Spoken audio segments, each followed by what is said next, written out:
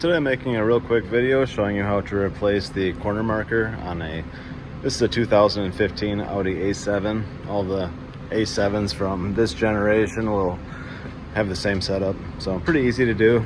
All you want to do is turn your steering wheel the opposite direction, so it's like this, it's facing away. It opens up a little gap here, and use a little T25 Torx bit to get right. I'll turn the light on so you can see this a little better.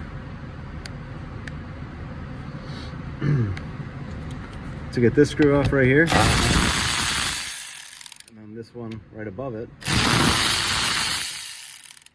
pull those both out, and you can get right behind this with just those two out of the way, and you can grab the back of the socket for that bulb. It's right here,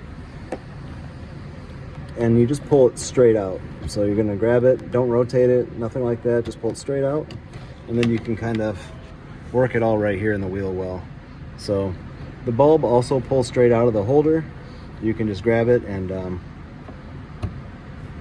grab it straight out of there. Stick the new one in. Make sure that the socket itself looks nice and clean. A lot of times these have a tendency to get all corroded up.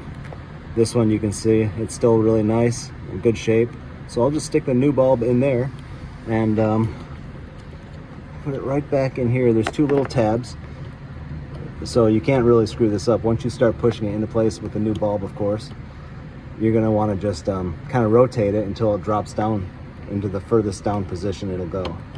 So it kind of won't let you put it in any other way.